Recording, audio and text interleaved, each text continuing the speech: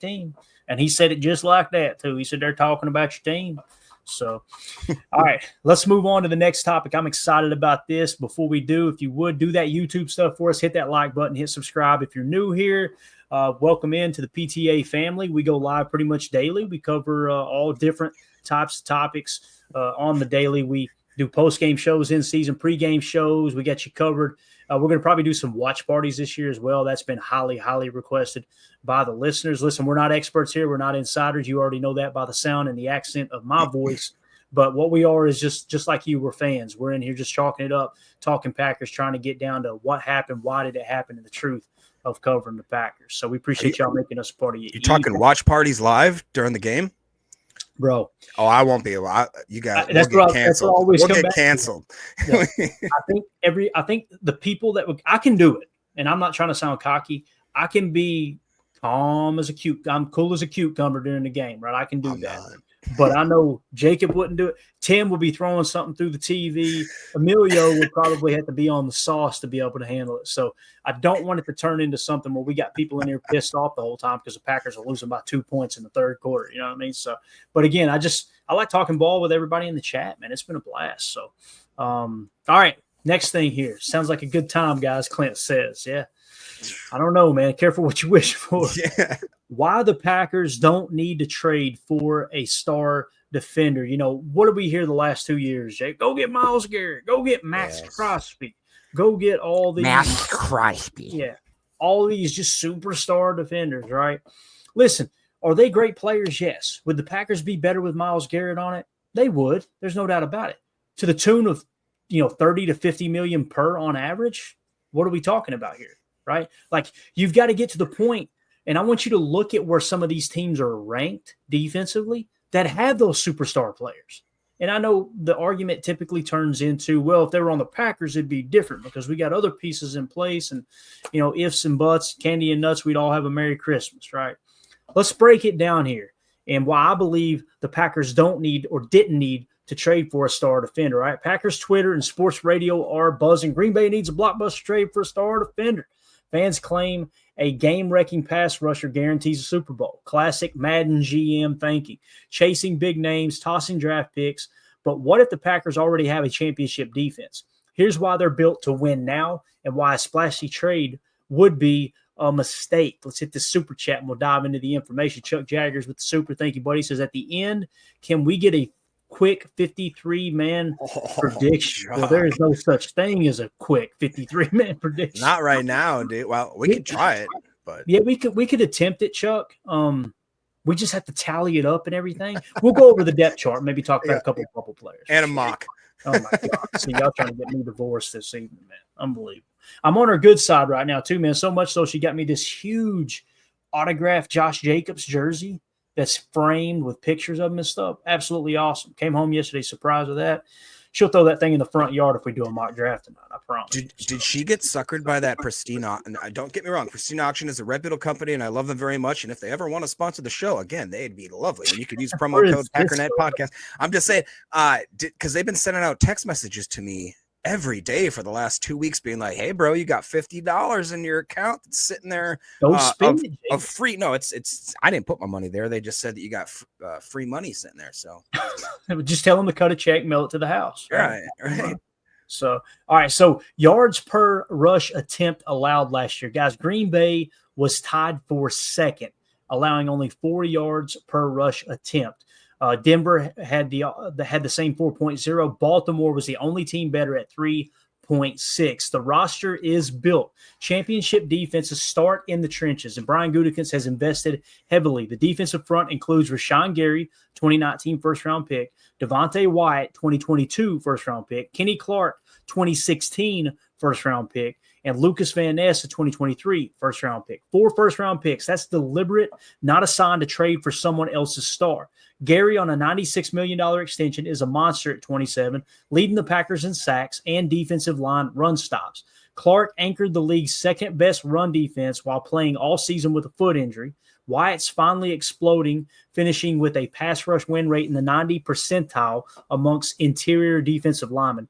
And Van Ness is poised for a breakout after a great finish in 2024, breaking through the 11% pressure rate mark. The line isn't desperate, finishing ninth in sacks.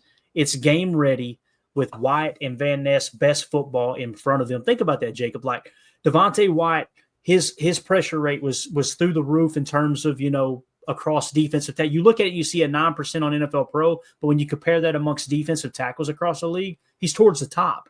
Like he's truly is a force in the pass rush game. The problem is he struggles in the run defense a little bit in the past. He cleaned that up a lot last year. I mean, a lot. You didn't see him just running past the ball carrier last year. You could tell that Hafley really tried to harness these guys a little bit and protect against the run. It showed up, man, finishing second in run defense last year. Yeah, I mean, that's kind of insane, too. Like, when you sit there and, like you said, people yelled, oh, we got to get TJ Watt. We got to get this guy. We got to get that guy. Well, guess what? We have, like they just said, 4 first-round picks. Now, are they performing as the way that we would hope they would? No, but that's why you don't cut bait after 1 or 2 seasons with these guys. They have the capability. I think they have now what I think is a way better. Is it Covington, DeMarcus Covington, if I'm not mistaken, the new defensive line coach? I got a lot of hope in him, guys. And I got a lot of hope in the fact that even, again, Devontae Wyatt said he was playing hurt for a lot of that year. Kenny Clark playing hurt a lot of that year. Rashawn Gary, we don't know exactly what they were asking him to do. We saw it on the back stretch. Guys like Van Ness, guys like my boy Cox, they were coming in and they were ready to go, baby. Just saying. And they really were. Unbelievable. Ron Sample in the chat says Watt is possibly asking for 40+ million. What team is paying it? And that's what we're hearing is I think they're closing in on contract extension now for TJ Watt. 40 million per for a guy that no one wants to hear this. But according to NFL Pro, and you can go watch every single snap of the statistics that backs this up, TJ Watt had a less pressure rate percentage than both Lucas Van Ness and Rashawn Gary last year. Yeah. And then you're going to go trade premium picks for him and pay him 40 million plus.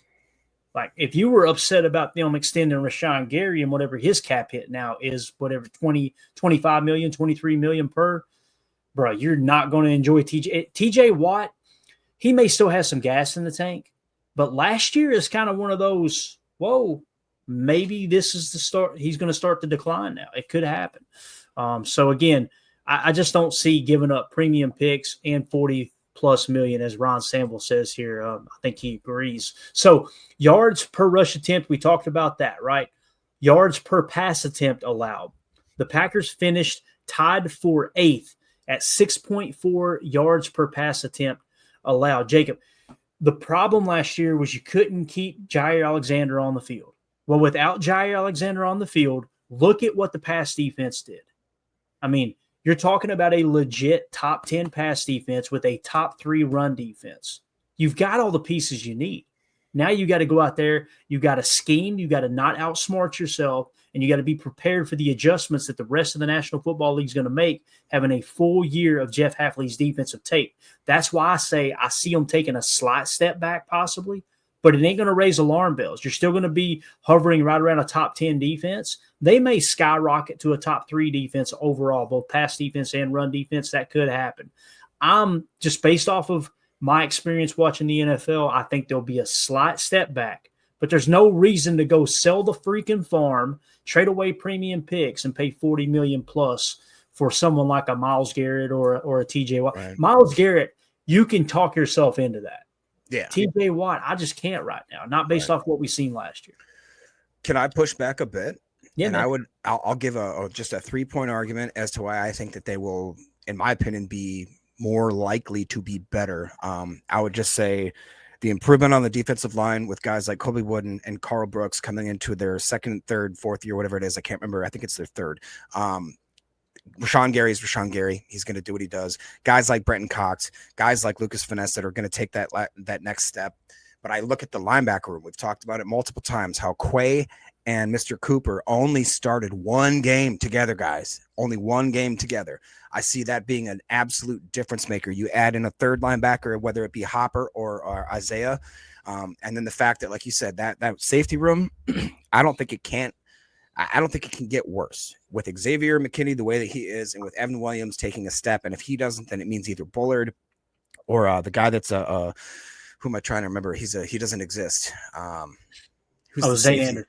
Zane Anderson. He's real, guys. He's real. And I really do think that if we get even one or two of these kind of known cornerbacks stepping up, whether that be Micah Robinson, a Kalen King, whatever you want to do, an Nate Hobbs, if it's Bullard that all of a sudden can play in the slot and be decent, like I'm telling y'all, I think that there's the reason that this could be a top 5, top 3 defense, maybe even top 2.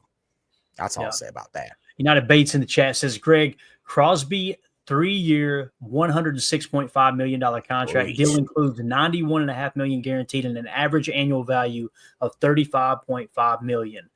By the way, he played 96% of the snaps for the Vegas Raiders last year. Rashawn Gary played 59% of the snaps for the Packers. They both finished with 7.5 sacks last year. Keep that in mind. If Gary had played the same amount of snaps, pass rush snaps, as Max Crosby, he would have finished with far more sacks than Max Crosby had last year. This is where people go, well, he was injured. Okay, let's make excuses for everyone but Green Bay Packers. Let's go do that, right? They say the same thing about TJ Watt. It's like, hell of a coincidence, these guys that everybody wants to trade for, all of a sudden, it's just because they're banged up. All right, gotcha. H.E. Soder makes a great point. He says, one more boundary cornerback would be nice, but they can address that later if the current backups don't make the jump. I completely agree with that because when you look at Carrington Valentine and what he did last year, he looks like he's poised to step in as a solid number 2 corner. He could possibly turn into a number 1 corner. I have a hard time drinking that Kool-Aid with him being a 7th-round pick. It's so rare that happens. Not that it's impossible, but I see him as a very good number 2 corner. So they're probably, hey, let's take a look at him. Let's see how Keyshawn does on the outside this time. Nate Hobbs will be playing in the slot. All those things are coming into factor. Like you said, Javon Bullard, I don't want to say we because it's more me. When you hear me talk about Bullard, it sounds like I've written him off. And I don't mean to come across like that. It's just looking up last year, it was like that was the guy we were excited about. Evan Williams took the safety job from him. And honestly, he played better in the slot. Now you bring in Nate Hobbs. It kind of feels like Bullard's been pushed on the back burner. But him being a former 2nd-round pick playing in the SEC did awesome things in the slot and safety at Georgia. Don't be surprised if all of a sudden this year he emerges as a freaking superstar. That could happen too. It could. So a great point there, though, by H.E. Soder. Appreciate you, buddy. Moving on. The blockbuster already happened.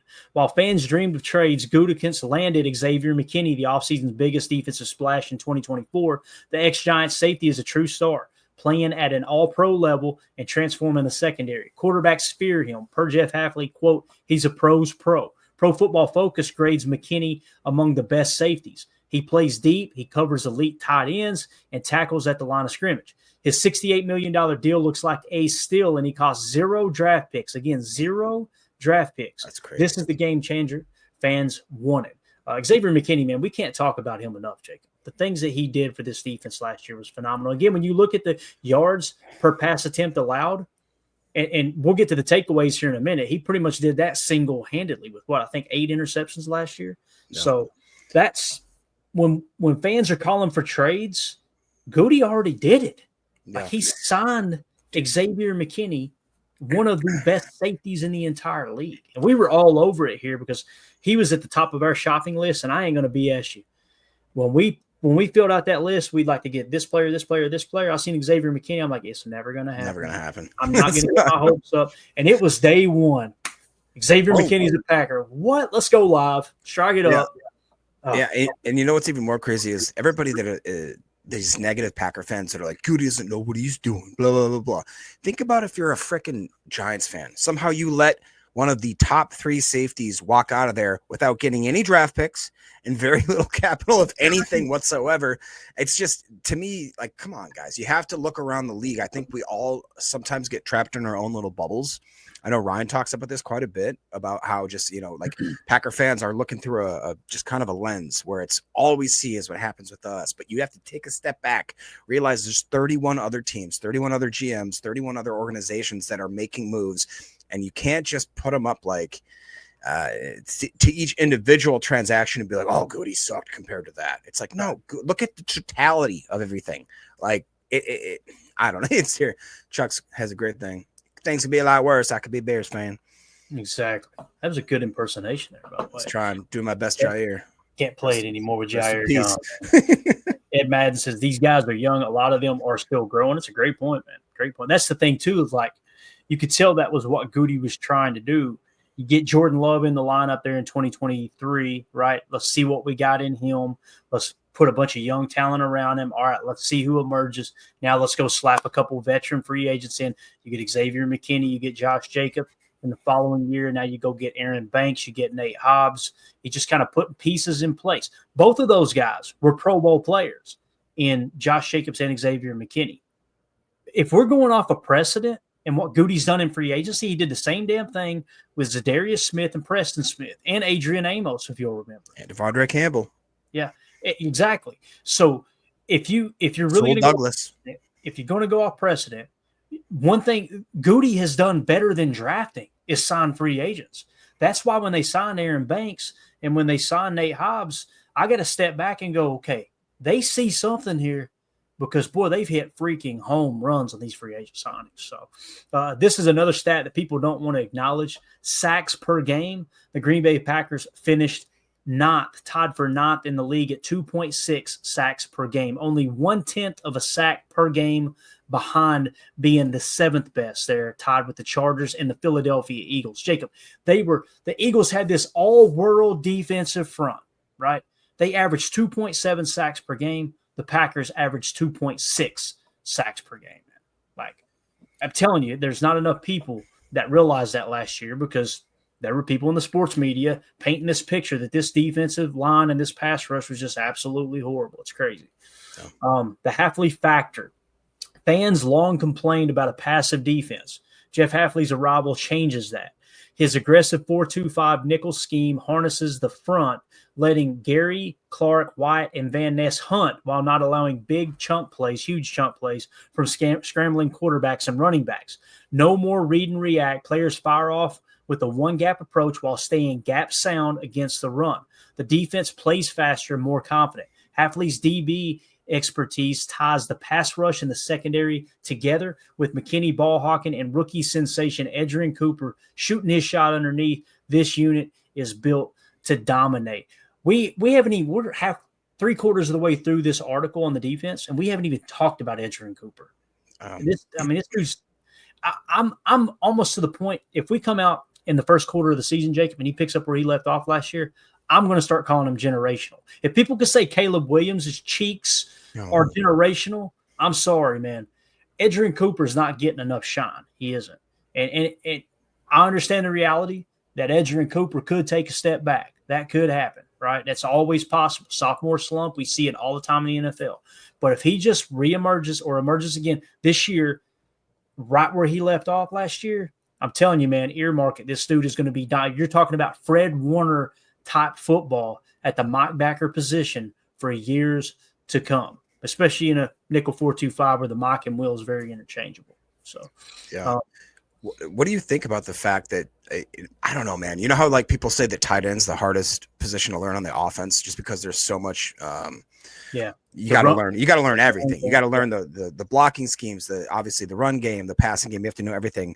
The middle linebacker to me just seems, other than maybe safety, one of those things where if you just come in off, I don't mean off the street, but out of the college game and you click like the way he clicked, it does seem like it'd be a very hard, like if you're that good that quickly to take such a step back where people would consider it like him not like at least an all pro, a pro bowler, or like a very good player. It just seems very unlikely, doesn't it?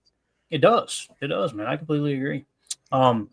Yeah, and you're right with tight end. Tight end is one of those things that you've got to understand every check. You got to understand every protection. You got to understand every route, especially in an offense where outside of the F or the slot in Matt LaFleur's offense, that Y is and the U as well. Like the Y and the U. The Y is your traditional Y tight end, right? Your attached tight end. The U is a little more of a utility type guy. He can go in the backfield.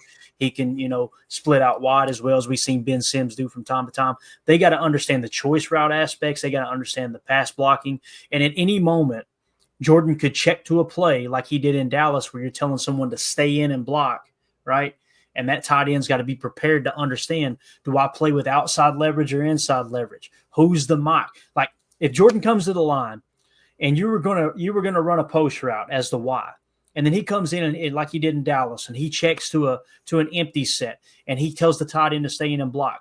And then the center or Jordan Love or both will identify the mock. That's going to set the protection. Now the tight end's got to understand what all that means. That's why rookies come in the league and their head is spinning. That's why people like George Kittle are so rare.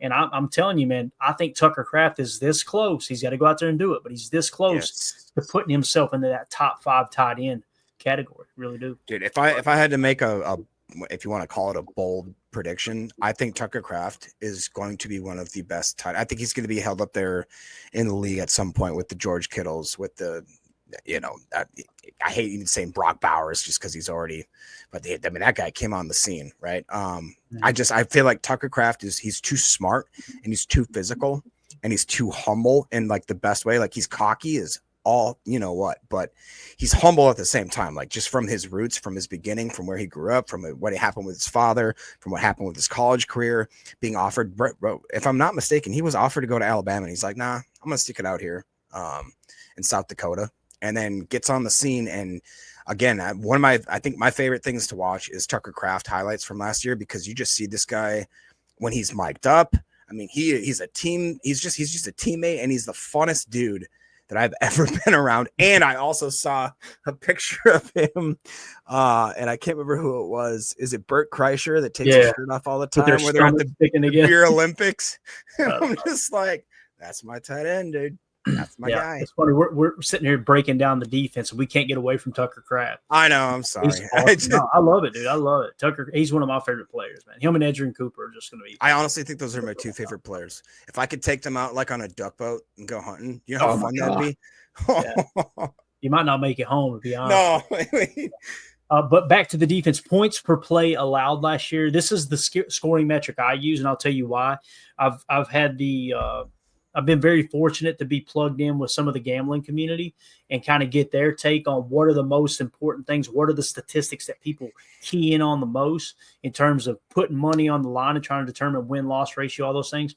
Points per play, yards per play are 2 of the most important metrics to the gambling community. All right. Points per play are really simple. If you go to points per game, right, that can get skewed a little bit. But points per play is showing you on a per play basis how many points, right, that teams put up. And in this case, on defense, points per play allowed. Green Bay finished 5th in the league at 20.0 points per play allowed. The only teams better than them, the Minnesota Vikings with that B-flow defense, the Denver Broncos at 19.0, the Chargers at 18.5, and the Philadelphia Eagles, Vic Fangio himself, 18.1. So you literally – one of the 4 teams, the only 4 teams that were better than you in scoring defense last year, won the freaking Super Bowl. And the other one in Minnesota, another one, won 14 games. So the defenses, I'm telling you, man, it's stout. The cost of a trade, we kind of talked about this a little bit earlier. We'll hit on it again. Trading for a Myles Garrett, Max Crosby, or TJ Watt top, it's a ransom. Multiple first-rounders plus a young talent like Van Ness. It guts draft capital needed for depth and starters like linemen or receivers.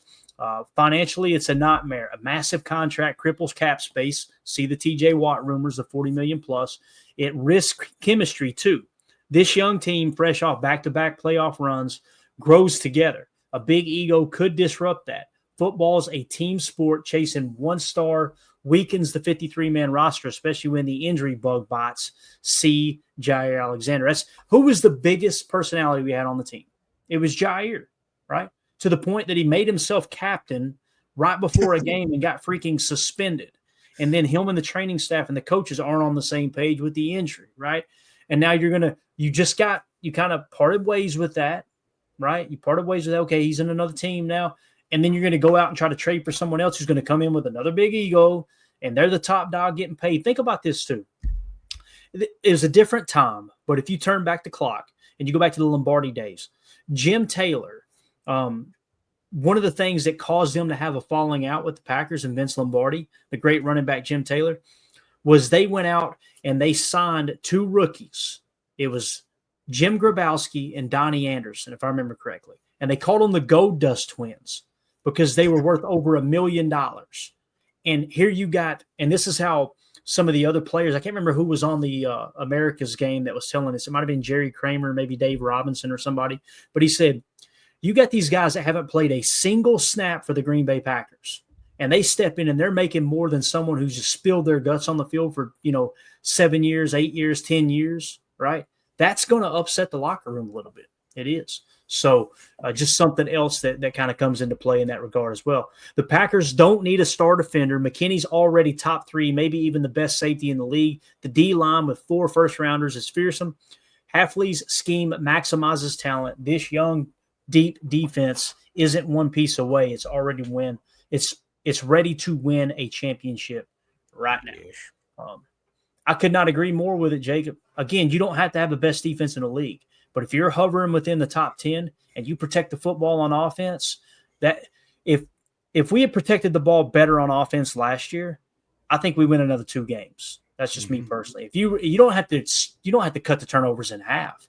Just cut them by a third. You're probably winning 2 extra games. I mean, we pointed it out. We broke down some of those scores within the division. We lost by less than 3 points on a couple of those games where we lost the turnover differential too. If you win that turnover differential, you win that game. Yeah, I think you're being pretty conservative there. I think that's probably, more like 3, 4, who knows how many games, because, when we broke it down play by play, and, I think this is something I kind of highlighted just a little bit earlier, that, like they say right here, like this defense isn't, 1 star away. They've got it right there. This, again, right here in this little blurb, they don't talk about Cooper. You know what I mean? Like, they don't talk about certain guys that could be absolutely stepping up. And, I really do think, guys, that don't be surprised if we do have another top 5 defense. And again, I hate looking back in the past and everything like that, but the one thing that I think could have maybe solidified Aaron Rodgers' career is that it's defense. If we had the type of defenses we've been having lately, how many more games does Aaron Rodgers win, man? I mean, and in pinpoint situations. So true. Special teams. It's special teams as well. It really, that one's probably harder to don't do this to me, Respect Oranges. Come on. Special teams, though, honestly, that would be another one where it'd be tough to look back and see, well, what could have been. I swear to God, I'm going to get the butt tat. It's just taking me a minute. I'm not afraid of getting tattoos for no reason. Trust me. Take your time, man. You got to get the right one. You know what I'm saying? There's something else in there I have marked. They asked if that was Jair picking that pass off. That's not. That's Xavier McKinney picking it off right there. Yeah. So just to wanted to point that out. Greg asked if that was Jair making the pick, but that's McKinney there. So, all right, there you go. There's your defensive breakdown. Who was it that asked for the 53-man? Chuck Jaggers. Chuck, I'm going to do this, man. We're out of time tonight. We're going to do that tomorrow. Okay. I'm going to make a note here, and we're going to do a depth chart 53-man, way, way, way too early prediction, and we'll go through. And what we'll do to use as the catalyst is we'll use as an outline, I should say, the 2024 initial 53-man roster to kind of show they kept this many receivers, this many running backs, this many quarterbacks, and we'll do an extensive breakdown there. It'll be a lot of fun. So thank you for that super chat, Chuck. We'll do that tomorrow. Jacob, you got anything else you want to hit on before we wrap up, man? No, I think that they've been a fun situation to get into, but I actually want to take a minute and look at it, like you said, compared to last year. I think that's a good way to do it. Every situation is different. Every year is a little different. So the biggest, obviously, one to me, and you guys can throw it in the chat real quick before we leave here, is what positional group do you suspect will be the most contested? It has to be wide receiver, doesn't it? Like, it has to be. Man, I'll tell you, you talking about the it's going to be the toughest decision. Is that what you're talking about, Jacob? Yeah. Trim it down. Yeah, wide receiver comes to mind. DB in some sort of way. Yeah, I could see maybe corner being a little bit tough too. Not that it's like overly deep. It's just you kind of got several guys there on the bottom half of that cornerback room that you're like, oh, help safety. Safety's tough for me because Zane Anderson played great last year. Evan Williams is solid. You're not going to get rid of Javon Bullard, nor does anybody want to, because he's a second-round pick. You got Xavier McKinney, right? So you got 4 right there. You're going to have to carry 5 to have Oladapo. Everybody comment now, long snapper. Hey, Coach, finally a gentleman, an actual scholar in the chat. Yeah, that's strong, man. Lineman. I think you're right, Coach. I think you're right. Yeah. Ron, another one. That's a real one. Thank you, Ron. Gosh, tell you what. Respect Oranges. Rehydrate those victims, Daryl. It's hot out there. All right, that's it. But that being said, we're going to get out of here. Thanks, Respect Oranges. You ruined the whole show. Appreciate you guys and gals. This was a lot of fun. We'll be back tomorrow night, 6:30 p.m. Central Time. Lord willing, and the creek don't rise. We'll get in here. We'll talk some 53-man roster prediction. We'll probably have another topic or two as well. I'm sure the other guys will be back. I know Emilio's tied up big time right now. Getting ready to tie the knot, as a matter of fact. That's right around the corner here. Hey, happy birthday, Jordan. Yeah, exactly. And Tim is also, doing way more important things than hanging out in here with us. So we'll see you guys tomorrow night. Thanks, everybody. Hit that like button on the way out. Sub if you're new here. We appreciate everybody being a part of it. The chat was straight fire tonight. Thank you, Larry. Always good to see you in here, Larry. Thank you so much for swinging by, buddy. As always, let's go out and be the change we want to see in the world. And go, Pack, go. Here we go. Bye, guys.